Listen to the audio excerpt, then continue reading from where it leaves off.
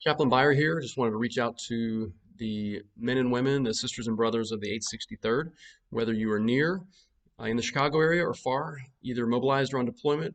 I know that the COVID-19 crisis is on all of our minds, and I just wanted to give you a word, hopefully to encourage you to stand firm and to press on in this for the sake of you, for the sake of your unit, and for your family, and for others that rely on you. Some of you might be living alone and feeling more isolated and anxious because of that. Others might be living together in more cramped quarters than they're used to with families or roommates, and you might be stressed or having conflict because of that. But this is a message that I hope you can apply to all facets of your life. And these are two illustrations I want to give from recent messages I preached at my home church here in Chicago from the Apostle Paul's letter to the Philippians in Philippians chapter 3 and in Philippians chapter 4. And the first illustration is about standing firm and finding resolution and reconciliation in personal conflicts we have with other people, finding joy even in the midst of sadness and suffering, and finding peace in the midst of anxiety. Have you ever seen the movie Men of Honor? It's a Navy movie, granted, but I think we could still enjoy it. Stars Cuba Gooding Jr., who plays the role of Carl Brashear, who was from a poor black farming family and joined the Navy as a cook. But his dream was to be a diver, and even a master diver. And so Carl Brashear fought against countless sabotages and racial injustice to eventually graduate from the Navy diving school. He later went on to become a hero in 1966 when a hydrogen bomb went missing in the waters in 1966.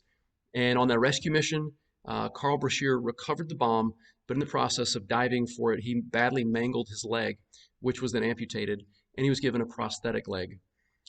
So once again, fighting government regulations and personal racism, Brashear became the first person in U.S. Navy history to re-enter active duty with a prosthetic limb. And in that process of that happening, he, during one of the great scenes of the movie, was sitting before the board of the Navy who wanted to deny his attempt to be restored to active duty.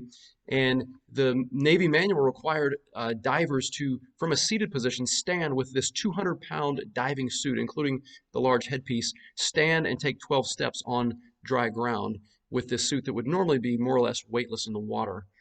And so with Robert De Niro, his commanding officer, and his friend and advocate calling out to him to stand and to take step 1, 2, 3, 4, 5, 6, 7, 8, 9, 10, 11, 12. He, with great duress and sweating and grunting and groaning, legs shaking, stands and takes those 12 steps towards the bench and is granted his active duty status once again and stands there in the strength of his lifelong dream. The second illustration from my message that I gave was about pressing on. From Philippians chapter 3, we're called to press on, to strive forward, and to settle for nothing less than victory. And as I described this to my church congregation, I called them to take the long road view, even to consider what is eternal versus what is temporal. And so there was an illustration I used about straining forward in a race, leaning and lunging and even crawling if necessary to the finish line. And the story is from 1992, the Olympic trials for women in the marathon event. One of the runners, Beth Ann DeSantis, attempted to qualify for this race, and a female runner would have to accomplish the 26.2-mile race in less than 2 hours and 45 minutes to qualify for the Olympics. Beth started strong in the race, but she began to have trouble around mile 23. And about 200 yards from the finish line, she stumbled and fell. Dazed, she stayed down for 20 seconds, and the crowd began chanting her name. The clock had 2 hours and 44 minutes, less than a minute to go. Beth Ann staggered to her feet and began walking. 5 yards short of the finish, with 10 seconds to go, she fell again. She began to then crawl at this point in the race. The crowd began cheering her on, and she crossed the finish line on her hands and knees with only 3 seconds to spare. Brothers and sisters, we are called to press on, to stand firm. And as the Bible that I was preaching from for these original messages encourages us to stand firm in the Lord, who gives us our very lives, gives us our health, gives us opportunities to help others. And he's always with us and always near us.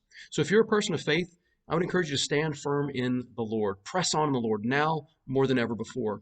And you can find the full message, if you like to, on YouTube for my messages on striving and standing firm from Philippians.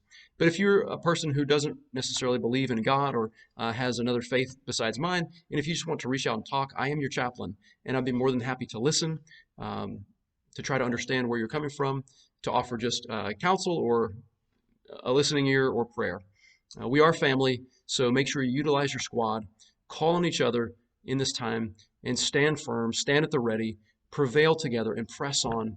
And I just want to encourage you to stay connected to each other. Grace and peace to you. Chaplain Byer, over.